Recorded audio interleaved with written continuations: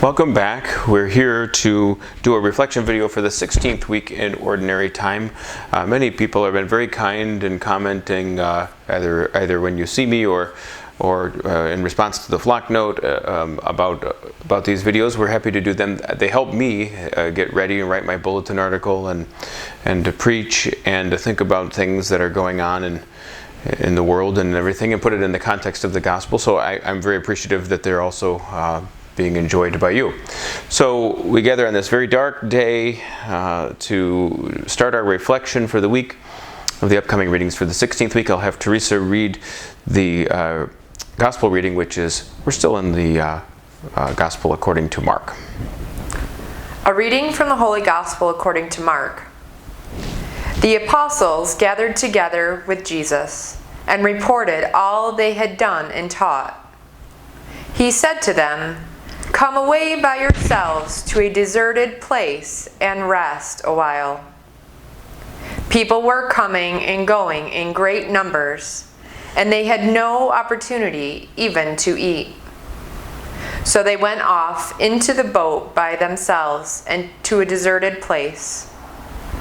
People saw them leaving, and many came to know about it.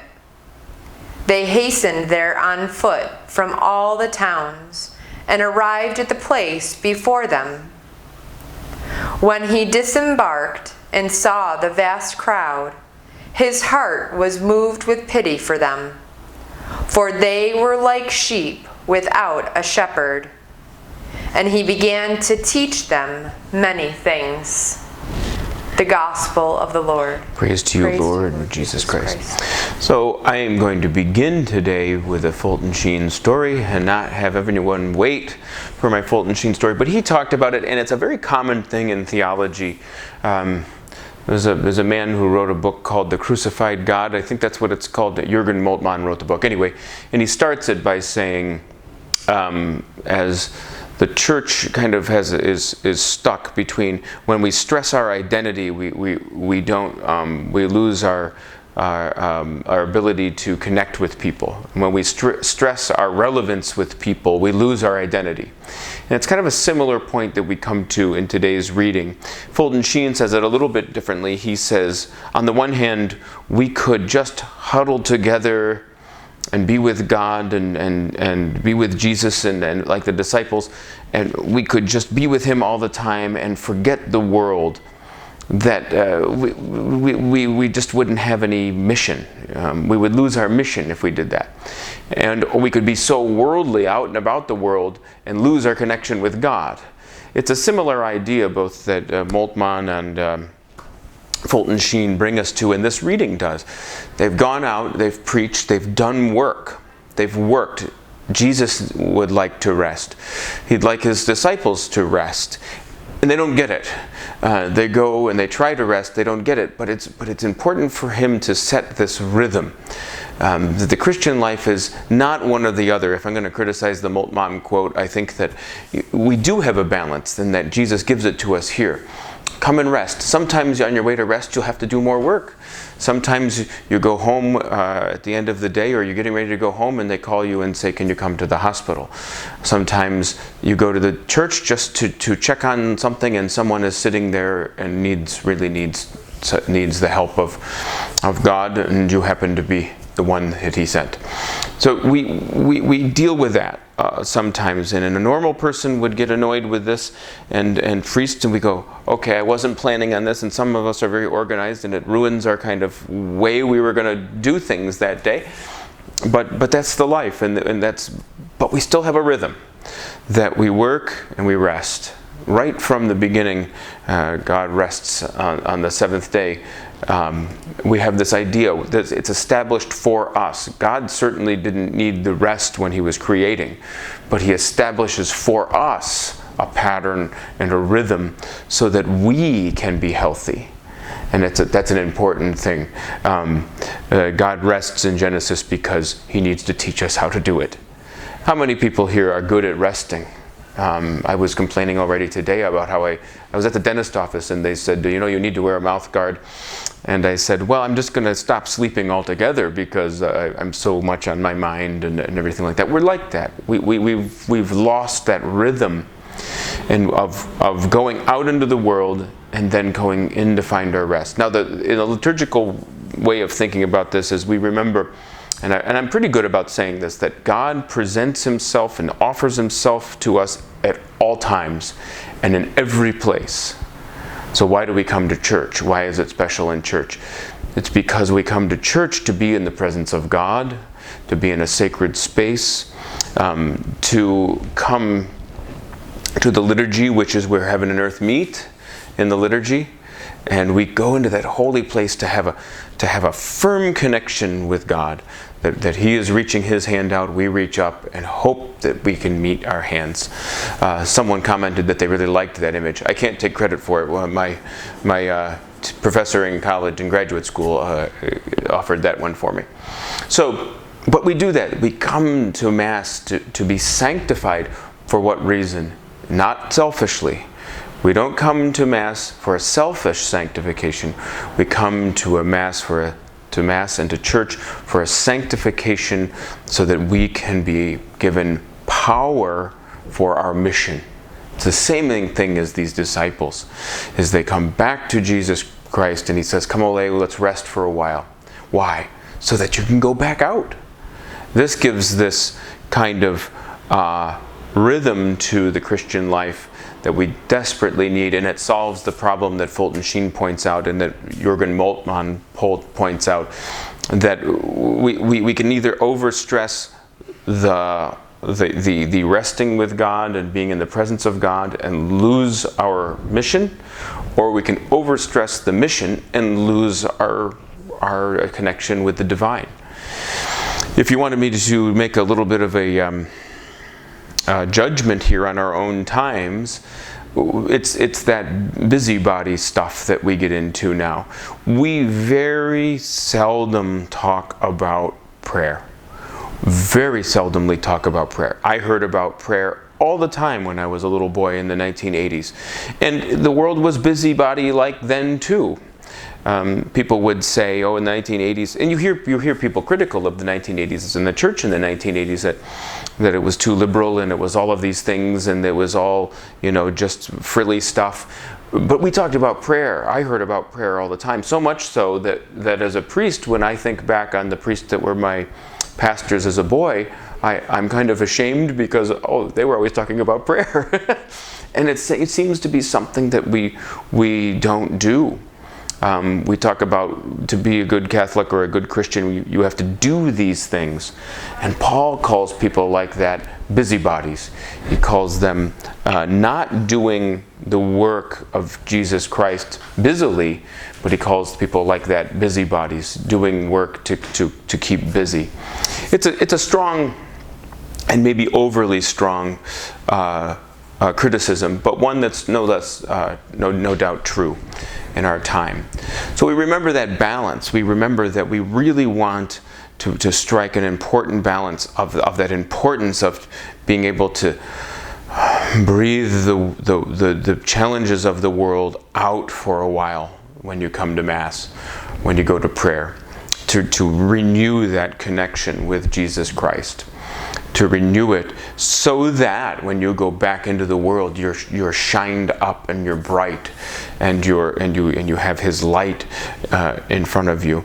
And I think the world today has simply continued that. You'll hear people joke, this is kind of a silly satire of a story, but I was reading in the online. Someone had sent me. Many years ago, they used to send me those articles from the fake news called The Onion, and they were mostly funny. And one of the satirical points The Onion was making one day was they showed a picture of this guy, and it appeared to be about 60 years old or so. And it says, man in a marriage, in a difficult marriage, says he has a few hours over the weekend when he can fix it. And it's a silly, absurd thing, obviously, just to make the point that, we have that mentality that I'll do it, I'll fix it, I just need to put a little bit of time in it over the weekend and everything will be fine, instead of doing the real work of going to prayer and going to rest well. Very few of us can rest. And any person who works without rest is really asking for trouble. We have to remember that God has given us time for rest, and He wants us to enjoy it. And it doesn't mean rest. It doesn't mean going home and going to sleep. Some people, this culture, we really have to understand leisure. Leisure is really there's a book called Leisure, the Basis of Culture. And it's right that going to rest, going to leisure, going to an activity that doesn't require you or gets you away from your concern and your focus and your worry for a while is extremely important and extremely healthy. And I will tell you that as a young man, when I didn't need rest, I looked forward to my vacations and my days off.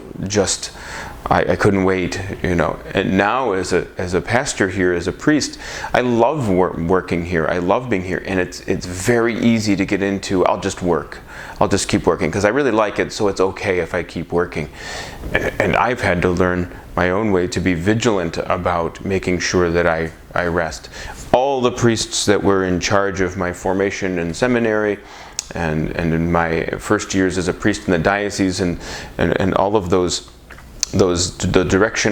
the direction I got from the leadership, that all of them encourage this, and yet it's still a lesson that we have to learn for ourselves, how to do it and how to balance those things out. You really need to know how to take a few moments.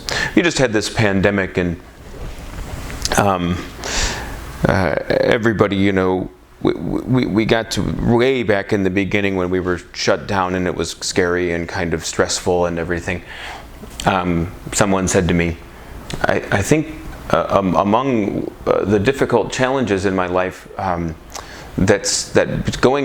someone saying go home and sit on your couch is a challenge for us, is surprising to me. and yet we know what happens. We confronted that. In some sense, it was taken away from us. Our busyness was taken away from us.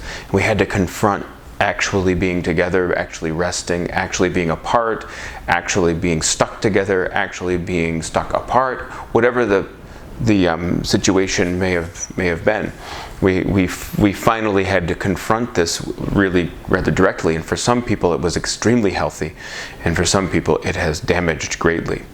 So, in our lives together, this healthy Christian rhythm might be something that we really need to work on. And the work you may need to do is that you are probably working too hard. And that is something that you need to take to prayer.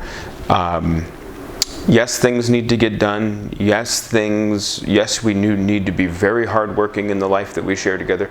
Yes, we need to be just diligent about those things in our lives that need our attention, yes. But once you've done that, once you've found that part of the equation, do not neglect the other. There's a few people out there who, hearing this, probably need the opposite advice too. That can't be. That were like when they got sent home to the couch, they were like, I'm already there. I didn't need this, and that's an important thing. That rhythm on the opposite way needs to be struck too.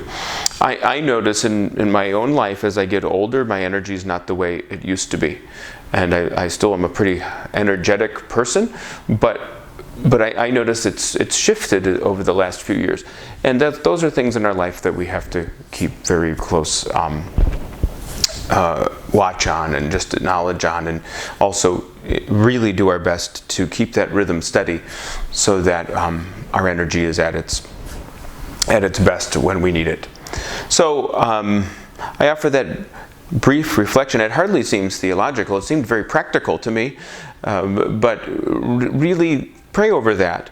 Really think about this. I think what we ought to do in this parish and elsewhere is, to the best of our ability, really renew a good sense of prayer. Our prayer here is St. Benedict Parish. Most of you know that. And St. Benedict was a good prayer. So that's a wonderful patron to have. and we ought to the best of our ability, do our best to ask for his intercession in continuing in good and solid prayer life and balance and all of those things. So I offer you that this week, the day after the feast day of Saint Benedict, and we again are very grateful for all the support and all the hard work of the people who help run our parishes, and really keep our worship sites beautiful and wonderful, and places for us to go and to meet God, so that we may continue in our mission after we leave. Remember that at the end of the Mass, when the priest used to say in Latin, ite missa est, at missa we get the word Mass, and missa, go on your mission, go on your mission. And that's really what we want to remember. Go forth. Glorifying the Lord by your life is what most of us are saying now at the end of Mass. And really think about that. You have been sanctified for service in the world, and it's a world that needs Jesus Christ in it, shining through you because you have found a place to come for a while to be with him. So take care and have a wonderful week.